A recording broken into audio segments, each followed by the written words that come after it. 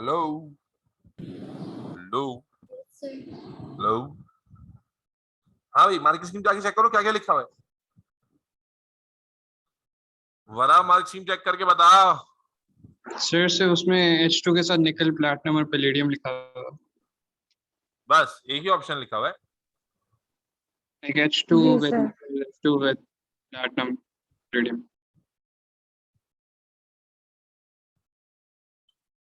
पता नहीं, मैं गूगल कर लेना। बहरहाल मेरे ख्याल में तीनों हो सकते हैं। ठीक है, क्यों नहीं लिखा हुआ आई डोंट नो, लेकिन बुक के हिसाब से तो ये है H2 निकल। लेकिन टेन और HCl भी मैंने पास पेपर में ही देखा है यार कहीं पर, और LiLS4 भी देखा है, और तीनों ही रिड्यूसिंग एजेंट रिडक्शन तो हो रही है यहाँ पर। ठीक है, इसको मजीद कंफर्म करेंगे अपने अपने एंगल पर। चलो आगे चलते हैं। Stage 3 takes place in the presence of an acid catalyst. Stage 3 हो रहा है, X and Y are the only products of the reaction. अब देखो भाई स्टेज 3 क्या हो रहा है, जरा गौर से देखिए। ये अबे क्या हो गया, ये तो पूरा ही जमीन आसमान उलट गया भाई यहाँ पर। तो यहाँ देख रहे हैं आप, ये क्या हो रहा है, अमाइड बॉन्ड बन रहा है, amide bond, amide bond. Yes जी सर। सर। और आप देखें जो CO2 C2H5 CO2 CH5 दो हैं, लेकिन यहाँ पर एक ही नजर आ रहा है। इसका मतलब है कि ये जो अमाइन है ये इनमें से किसी एक के साथ कंबाइन हो गया। ये सुनो, इनमें से किसी एक के CO2 के साथ, यानी कंबाइन करके इसने जो है ना वो एस्टर लिंकेज बना लिया है, सॉरी अमाइड लिंकेज बना लिया है। ये सुनो, यस सर। Yes sir. अब कहता है suggest the type of reaction that occurs in stage 3। अगर अमाइड लिंकेज बन रहा है तो कौन सा रिएक्शन होगा ये? कंडेंसेशन। यस। अरे भाई बता ना, अगर अमाइड लिंकेज बन रहा है तो कौन सा रिएक्शन होगा? कंडेंसेशन। होगा। Deduce the identity of Y। अच्छा भाई, deduce the identity of Y। अब ये क्या गेम हो रही है? अब Y बनाने के लिए थोड़ा सा टेक्निक चाहिए, टेक्निक। देखो क्या हुआ होगा, क्या हुआ होगा। यहां पर कहता है stage 3 takes place in the presence of acid catalyst. कोई एसिडिक कैटलिस्ट की मौजूदगी में ये काम हुआ है। तो एसिडिक कैटलिस्ट की मौजूदगी में क्या लगता है, एसिडिक कैटलिस्ट क्या होगा? Acidic hydrolysis. जी सर। और अगर मैं एसिडिक हाइड्रोलिसिस करूं इस ग्रुप की, जो एस्टर ग्रुप है, जरा 2 मिनट के लिए सोचो। एस्टर ग्रुप की एसिडिक हाइड्रोलिसिस करता हूं मैं, भाई कोई एक एस्टर तो खत्म हुआ है ना, चलो एक तो अनटच रहा, मान लो ये कोई एक अनटच रहा। अब कौन सा रहा ये बहस में नहीं जाती, ठीक है। एक अनटच रहा, लेकिन जो बचा, तो एस्टर ग्रुप कैसे हाइड्रोलाइज होता है, किसी को याद है? कार्बोक्सिलिक एसिड और अल्कोहल में form. Very good, carboxylic acid बन जाता है, और ये क्या बन जाता है? अल्कोहल। अल्कोहल। यस और no? Yes sir. Yes sir. और जब ये कार्बोक्सिलिक एसिड बन जाएगा तो क्या कार्बोक्सिलिक एसिड और अमाइन रिएक्ट करके अमाइड बना लेते हैं? यस और no? Yes sir. Yes sir. तो कहानी पूरी बैठ रही है। तो इसका मतलब ये हो बिल्कुल गया सर। कि यहाँ पर वाई क्या हो जाएगा हमारे पास? अल्कोहल होना चाहिए। चेक कर लो बेटा, मार्क स्कीम में जरा चौड़े में आ रहे हैं हम लोग, है भी या नहीं? सर सही है। सही है। हाँ भाई, बात समझ में आई है नहीं आई? ये हमें कैसे जी पता सर चला? अभी। वहीं से पता नहीं चला। हमने देखा कि दोनों में फर्क क्या है। दोनों में फर्क ये था कि एक में CO2H5 के दो ग्रुप हमें नजर आ रहे थे और अमाइन नजर आ रहा था। यहाँ पर हमें अमाइन नहीं बल्कि अमाइड नजर आ रहा है, जो कि कार्बोक्सिलिक एसिड और अमाइन कंबाइन होने से बनता है। और CO2 ग्रुप जो है एक नजर आ रहा है लगा हुआ। इसका मतलब है एक जो है ना वो ब्रेक हुआ है। और वो ब्रेक कैसे हुआ होगा? जब एसिडिक कैटलिस्ट है, इसका मतलब है acidic hydrolysis could be done that would convert this one of the ester group into alcohol and carboxylic, and that carboxylic acid will then combine with amine to form amide। ठीक हो गया, आगे चलते हैं। After several further stages Z is produced। अच्छा भाई Z बन गया, ये आ गया भाई, बहुत लंबा सवाल है यार ये। In the final stage of the synthesis Z reacts with via nucleophilic substitution mechanism। nucleophilic substitution से Z react कर रहा है, okay, to form proline। okay, complete the diagram to describe the reaction mechanism of the final stage। Draw curly arrows in ion and charges, partial charges in lone pairs of electron as a draw the structure of 3 number है भाई, ये तो फंसा देगा हमें। अच्छा देखो, अब उसने 2-3 बातें बताई हैं। एक तो ये कि Z reacts by nucleophilic substitution. Nucleophilic substitution का मतलब क्या होता है कि एक नेगेटिव को दूसरा नेगेटिव हटा दे। Yes no? Yes sir. ठीक है। अब उसके बाद उसने और क्या बोला है, complete the diagram to describe the reaction mechanism of the final stage. Draw curly arrows ion and charges, partial charges and lone pair. चलो भाई क्या हुआ होगा यहाँ पर देखें। CO2H तो एज इट इज नजर आ रहा है हमें। अब हमें तब्दीली कहाँ कहाँ नजर आ रही है? हमें तब्दीली नजर आ रही है NH2 ने अपना एक H हटा दिया है और ऊपर बॉन्ड बना लिया है। एक तो ये हमें नजर आ रहा है, और Cl हट गया है। Cl जो है वो हट गया है। यस और no? Yes sir. Yes, sir. अच्छा भाई साहब, तो क्या हुआ है फिर? हुआ क्या है? जरा गौर से देखते हैं, समझने की कोशिश करते हैं क्या हुआ होगा यहाँ पे। अच्छा, बाहर से कोई न्यूक्लियोफाइल आ नहीं रहा, हुई न्यूक्लियोफिलिक सब्स्टिट्यूशन है, सीएल हट गया है, तो सीएल को किसने हटाया होगा? यहाँ पर CO2H तो एज इट इज मौजूद है। H भी तो गया है, NH2 का H गया ना, तो HCl शायद बोले। एक मिनट ना, अबे मैं क्या बोल रहा हूँ, तुम क्या बक रही हो? मैं कह रहा हूँ न्यूक्लियोफिलिक सब्स्टिट्यूशन क्या होती है, एक न्यूक्लियोफाइल दूसरे को हटाता है ना। तो अब सीएल को हटाया किसने? CO2H तो एज इट इज है, तो सीएल को हटाया किसने होगा? NH2 ने। अब NH2 कैसे हटाएगा ये देखना है। तो NH2 अगर अपना H लूज कर दे तो वो H और Cl क्या बना लेंगे? HCl।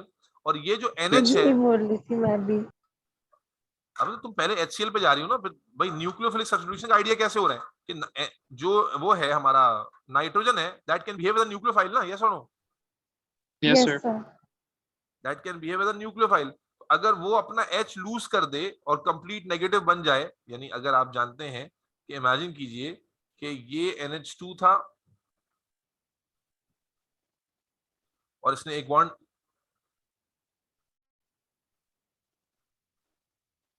ये बनाया हुआ था, ये वाला बॉन्ड बनाया हुआ था। अब जनाब अली अगर ये इसको निकाल दे ऐसे करके,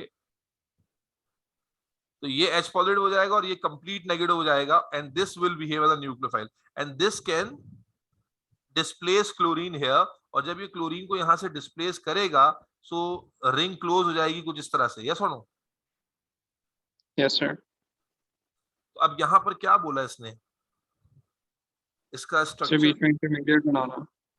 इंटरमीडिएट बनाना है ना। तो इंटरमीडिएट बनाने का मतलब ये हो गया कि क्लोरीन यहां से इलेक्ट्रॉन लेके निकलेगा और ये यहां पर इलेक्ट्रॉन देगा। देखो यही बना हुआ है, जरा चेक करो। Yes, sir.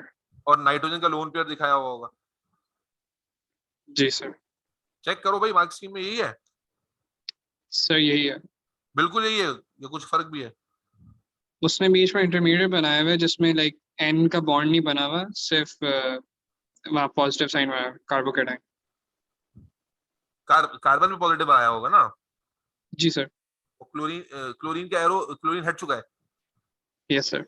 हाँ, तो इसमें यूं मतलब एग्जैक्टली दिखाने में यूं दिखाया हुआ होगा कि नाइट्रोजन के बाद यहाँ लोन पेयर था, यहाँ पर हो गया क्लोरीन निकल गया यहाँ पर, और यहाँ पर फिर NH2 और ये CO2H था, और यहाँ पर फिर इसने ऐसे इलेक्ट्रॉन दिया है।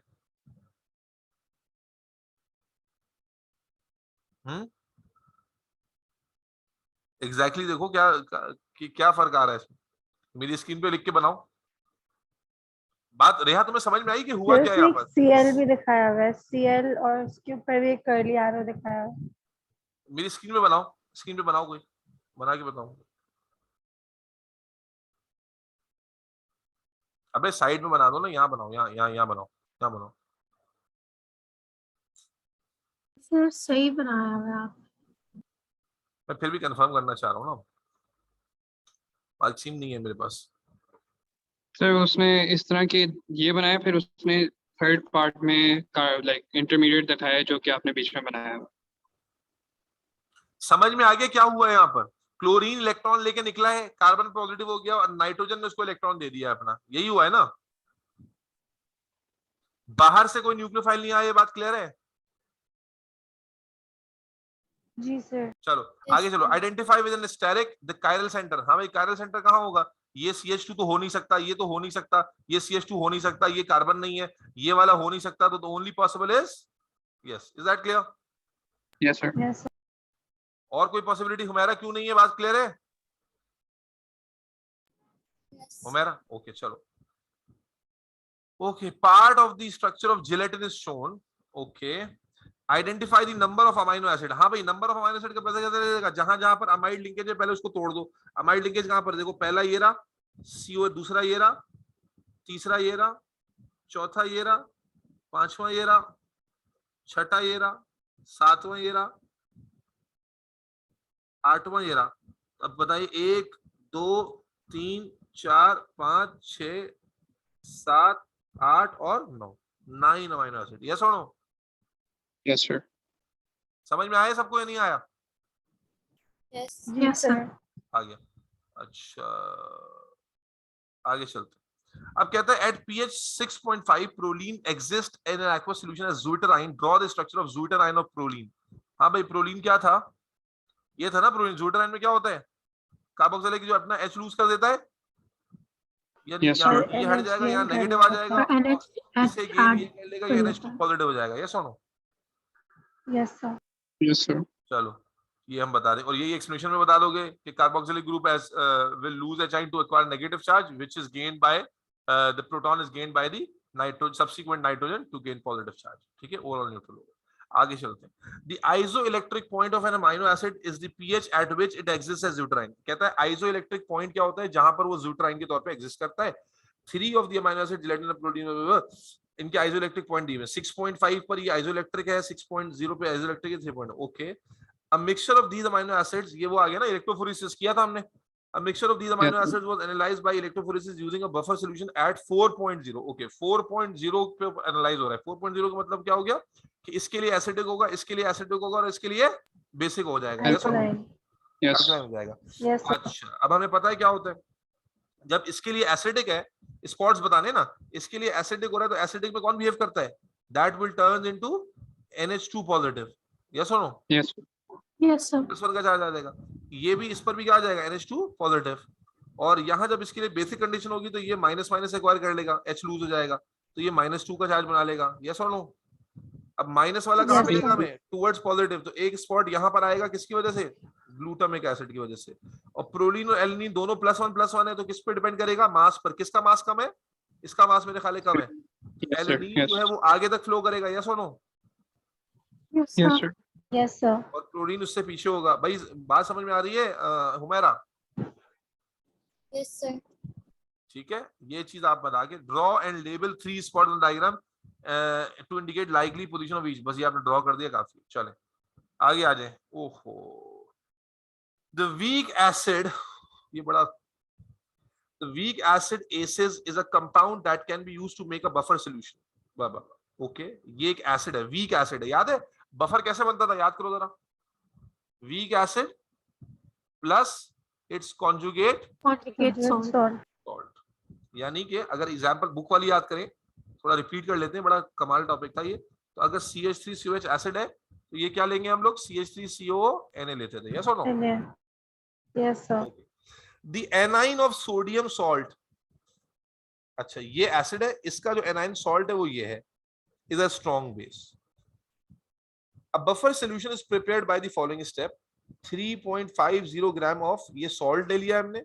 3.50 gram of salt is dissolved in 100 cm³ of distilled water. ये सॉल्ट सोल्यूशन ले लिया हमने 3.50 ग्राम।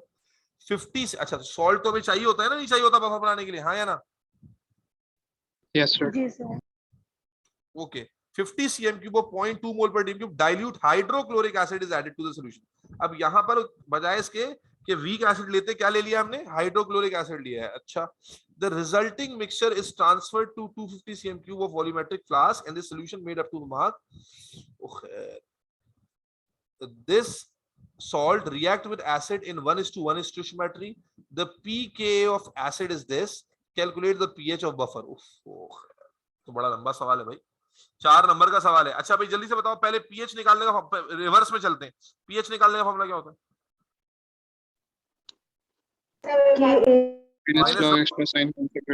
ठीक है, इसका मतलब है हमें किससे क्या चाहिए? एचाइन चाहिए। यस और नो? अच्छा, उसके बाद एचाइन पीके दिया हुआ, इसका मतलब है के का इस्तेमाल होगा। तो पीके से के कैसे निकालते हैं? माइनस लॉग के पीके। ठीक है, अच्छा अब अगर आपको याद हो तो के का एक फॉर्मूला हमने पढ़ाया था आपको बफर के अंदर, एचाइन इनटू सॉल्ट की कॉन्सेंट्रेशन, यानी एनाइन की कॉन्सेंट्रेशन जो कि सॉल्ट से आता है, और एसिड की कॉन्सेंट्रेशन। यस और no? Yes sir. Yes sir. तो अब इसका मतलब ये हो गया कि अगर आपको पीएच निकालनी, बेटा ये मैं सबसे इजीएस्ट अप्रोच पे चला गया हूं, हालांकि बड़ा फाड़ू सवाल है ये। तुम लोगों से हुआ है किसी से खुद से ये? सर मैंने करने की कोशिश की थी, मार्किंग स्कीम देख के फिर हुआ था। नहीं, मेरे लॉजिक के साथ होना चाहिए ना, देख देख के क्या कर रहे हैं। लॉजिक पता होगी तो अगले सवाल में, वरना फिर फंस जाओगे। भाई कॉन्सेप्ट रिवाइज करो ना कि भाई ये फॉर्मूला पढ़ा था के का, ये सुनो। Yes sir. अब इसमें हम पीएच उस वक्त तक निकाल सकते जब तक हमारे पास क्या ना हो? एचाइन। अब एचाइन ना हो, और के कहां से आएगा हमारे पास? पीके दिया हुआ है, तो इसका मतलब है पीके के थ्रू हमें क्या निकालना है, के निकालना है। हमारे पास सॉल्ट की कॉन्सेंट्रेशन होनी चाहिए और एसिड, और कौन सा एसिड होना चाहिए, weak acid strong acid, weak acid. Weak acid. जबकि यहाँ पर जो एसिड दिया हुआ है कौन सा है, स्ट्रॉन्ग। स्ट्रॉन्ग। अच्छा अब जरा एक बात समझो, थोड़ा कॉन्सेप्ट रिवाइज करा देता हूँ। देखो जब HCl मान लो, अगर मान लो इतने बड़े सॉल्ट से रिएक्ट, ये तो अभी सोडियम का सॉल्ट, ये तो बहुत बड़ा वाला सॉल्ट है ना, अगर मान लो कि ये इससे रिएक्ट कर रहा होता तो प्रोडक्ट क्या बनाता, बनाओ बताओ,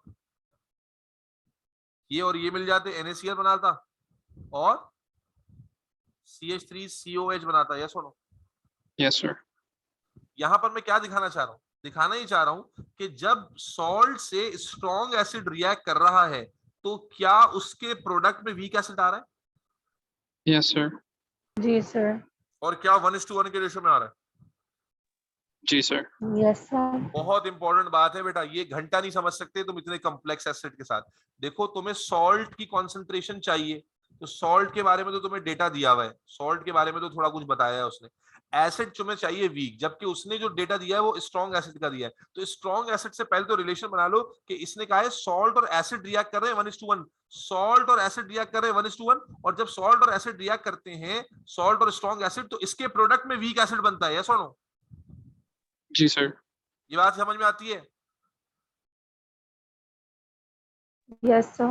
अब Yes, आज sir. सवाल को शुरू Yes, करते हैं, एक एक करके शुरू करते हैं। सबसे पहले सॉल्ट के मोल बना लो कि सॉल्ट के मोल कितने, 3.50। कैसे बनाते हैं मोल्स, मोल्स ऑफ सॉल्ट बना लो स्टेप बाय स्टेप, समझ समझ के।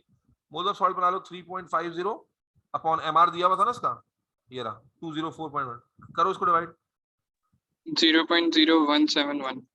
0.0171, ये किसके मोल्स आ गए, सॉल्ट के। ठीक है, सबसे पहले हमारे पास सॉल्ट के मोल्स आ गए, ओके। अब उसके बाद एसिड के मोल्स बनाओ, मोल ऑफ एसिड, उसके भी डेटा दिया हुआ है, मोल ऑफ एसिड HCl, क्या डेटा है उसके ऊपर, क्या फॉर्मूला, CV अपॉन 1000 का फॉर्मूला लगेगा। कॉन्सेंट्रेशन कितनी गिवन है, 0.200, वॉल्यूम कितना है 50 अपॉन 1000, इसका बनाओ 0.01। 0.01। क्या ये बात समझ में आती है? जी सर। अब Yes, सवाल sir. में बताया था कि Yes, sir. HCl और जो सॉल्ट है वो किस रेशियो में रिएक्ट कर रहे हैं, 1:1. 1:1 में। 1:1 का मतलब क्या हो गया कि अगर इसके 0.01 मोल है तो इसके भी कितने लगेंगे, 0.01 मोल One. लगेंगे, 1. यस और no? Yes sir. Yes, sir. और क्या अभी हमने पढ़ा था कि जब स्ट्रॉन्ग एसिड और सॉल्ट रिएक्ट करते हैं तो उसके प्रोडक्ट में वीक एसिड आता है, यस सर। Yes, sir.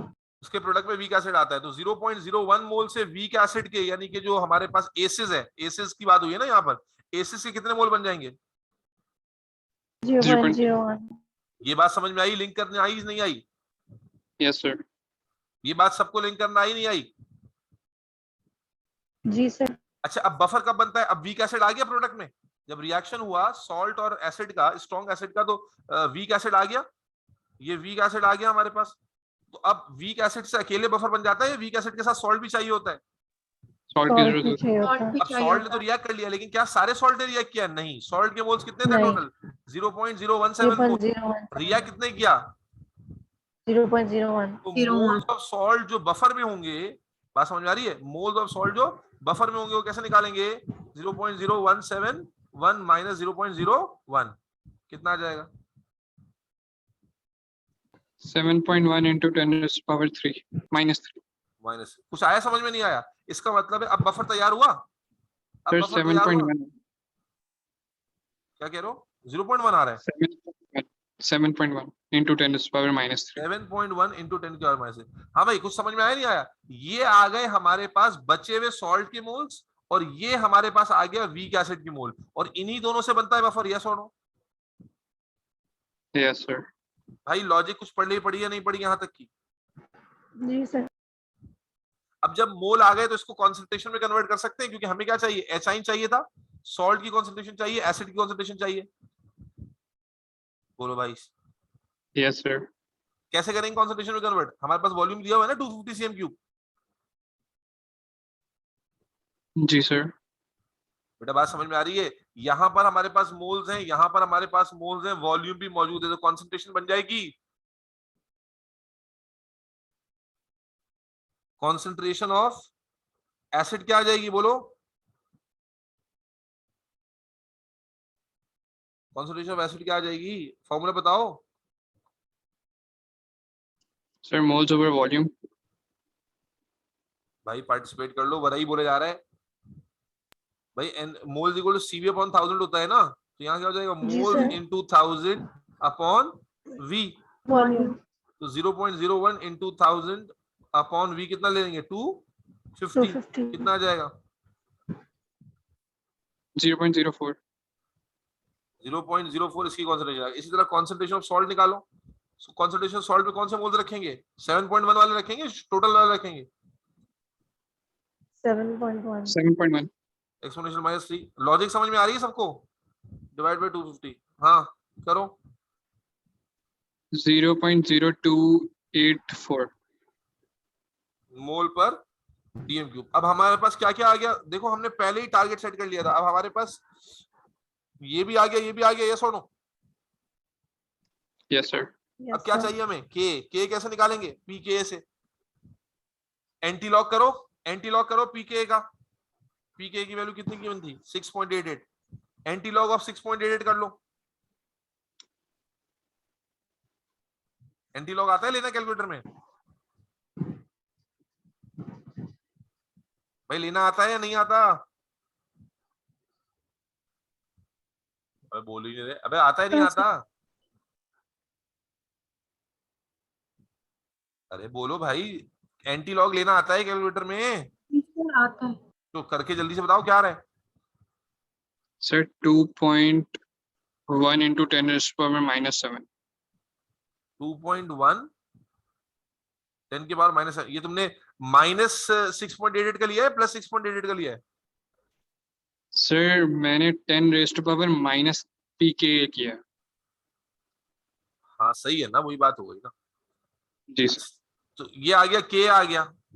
अब के की यस सर। वैल्यू आ गई हमारे पास, बाकी सारी वैल्यूज भी है, तो एच का फॉर्मूला बना ले। एच का फॉर्मूला क्या बन जाएगा बच्चों, के ए into concentration of acid upon शाबाश कंसंट्रेशन ऑफ सॉल्ट। सारी वैल्यूज हैं हमारे पास। के की वैल्यू क्या है, 2.1 एक्सपोनेंशियल -7। तो इसकी वैल्यू 1.32 आएगी। किससे वैल्यू, 1.32 एक्सपोनेंशियल -7 किसकी वैल्यू आ रही है, एच की।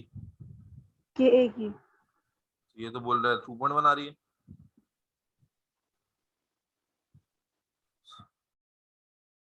तो भाई दो दो अलग अलग सर वैल्यू क्यों आ रही हैं। जी बताइए, के की वैल्यू क्या आ रही है दोबारा नवीन, 1. सर पीके की वैल्यू क्या है? 6.88। 6.88 1.32 एक्सपोनेंशियल -7। 1। ओके तो भाई ये वैल्यू रखवा दो, तुम लोग कैलकुलेटर में फंसे रहो। 1.32 एक्सपोनेंशियल -7 इनटू एसिड की कॉन्सेंट्रेशन कितनी आई थी बेटा, acid acid acid acid acid 0.04 upon salt की कॉन्सेंट्रेशन कितनी आई थी, 0.0284। 0.0284 सॉल्व करो बेटा। Sir 1.86 into 10⁻⁻7। 1.86 एक्सपोनेंशियल -7 यस मोल सर। पर डीएम क्यू। अब पीएच का फॉर्मूला लगा लो, pH is equal to minus log H आइन कॉन्सेंट्रेशन, इसका माइनस लॉग ले लो। 6.73। देखो ये आ रहा है मार्क्सिंग में, देखो जाके। जी सर यही है। ओ तेरी खैर, क्या बात है, नूर मोहम्मद तुसी ग्रेट हो। हाँ भाई समझे नहीं समझे, ये सवाल होता है तगड़े सवाल, लेकिन अगेन बिल्कुल स्मूथ अप्रोच से करने की कोशिश की है। लॉजिक पल्ले पड़ी या नहीं पड़ी, जी सर। जी भाई सर। हमें बेसिक फॉर्मूला याद था कि पीएच निकालते हैं एच आइन कॉन्सेंट्रेशन, एच आइन कहां से लाएंगे, उसमें पीके के का वो है। अब के में क्या था, सॉल्ट और एसिड चाहिए था, अब एसिड हमें स्ट्रॉन्ग नहीं वीक चाहिए था, तो अब सवाल ये कि स्ट्रॉन्ग एसिड और वीक एसिड का क्या रिलेशन है। तो हमने बताया कि उसने जो सवाल में सिनेरियो दिया कि एसिड जो है वो सॉल्ट से रिएक्ट कर रहा है, तो मैंने तुम्हें एक आसान एग्जाम्पल समझाया कि जब एसिड स्ट्रॉन्ग सॉल्ट से रिएक्ट करता है तो उसके प्रोडक्ट में वीक एसिड आ जाता है और सेम रेशो में आता है। तो इसका मतलब हो गया कि एसिड के जो मोल्स हैं, एसिड जब 1:1 में रिएक्ट कर रहा है और इसके भी 1 मोल बना रहा है, तो बेसिकली ये जो मोल है 1, अगर इसके 1 मोल है तो उसके भी 1 मोल है, तो इसी तरह इसके अगर 0.1 आ रहे थे तो उसके भी 0.10 आएंगे। तो उस तरह से हमें एसिड के मोल्स, वीक एसिड के मोल्स पता चल गया, जिसको हमने बाद में कॉन्सेंट्रेशन में कन्वर्ट कर लिया। हाउएवर चूंकि बफर में सोल्यूशन करना था तो हमने बेस जो सॉल्ट है उसके टोटल मोल्स नहीं लिए। सॉल्ट के टोटल मोल्स तो कुछ और ही आ रहे थे, ये आ रहे थे ना टोटल मोल्स। तो इसमें से हमने क्या किया कि जो एसिड के साथ रिएक्ट कर गए स्ट्रॉन्ग एसिड के साथ वो खत्म कर दिए, जो बच गए वो और वीक एसिड मिलके बफर बनाएंगे। यस और नो? Yes sir. तो इसलिए हमने फिर बफर के लिए ये वाले मोल्स नहीं है। कोई मसला तो नहीं है भाई?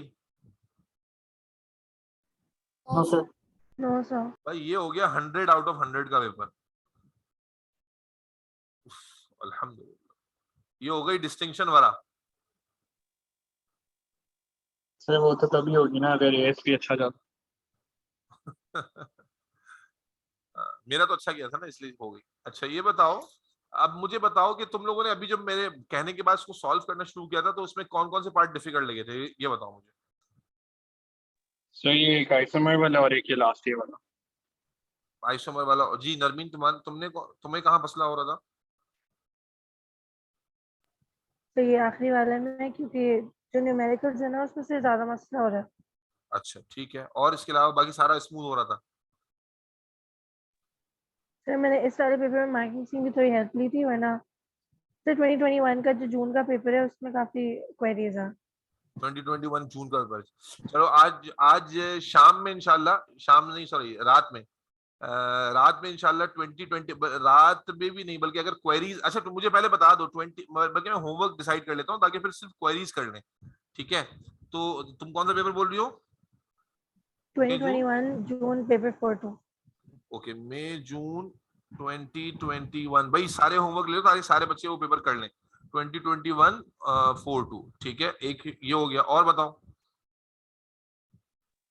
सर मैंने आपको व्हाट्सएप पे 2-3 क्वेश्चन भेजे हुए हैं, आप वो भी देख सकते हैं। बेटा एयर बताओ यार, ऐसे नहीं चलेगा भाई। वो मैं नहीं सर सिर्फ वो क्वेश्चंस कराऊंगा सबको। वो दोस्त ने कोई टॉपिकल भेजे थे तो किसी को भी नहीं आ रहे थे तो मैंने आपको भेजा, आपने देखा ही नहीं। मैंने देखा ही नहीं अभी तक कौन सा रेप्लिकल है। मैं देखूंगा तो बताऊंगा क्या है। और एक अच्छा कल नरवीन ने भेजा था। कौन सा? तुमने वो मई जून का ही साइकिल भेजा का। था? नहीं सर, वो था नवंबर 2020 का।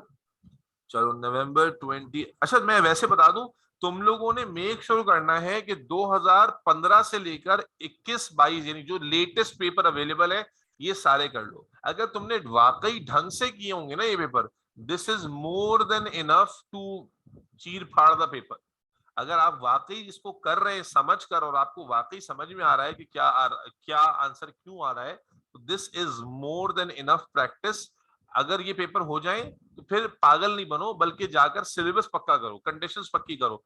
2015 से 2021-22 तक के जितने पेपर्स अवेलेबल हैं वो सारे करें। तो अब मई जून आ गया 4-2। अच्छा सिर्फ क्वेरीज करा रहा हूं मैं, तो मई जून 4-2 की क्वेरीज, नवंबर 2020 4-2 की क्वेरीज, और 2018 फरवरी मार्च, ठीक है, फरवरी मार्च की क्वेरीज।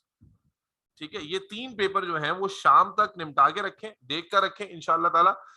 फिर इनकी क्वेरीज करेंगे। पूरा पेपर नहीं कराऊंगा, सिर्फ क्वेरीज कराऊंगा। तो जिसने किया हुआ होगा बस वो फिर जो क्वेरीज है वो कर लेंगे हम लोग इंशाल्लाह ताला। और इस किस पेपर टाइम को लेंगे आप क्लास?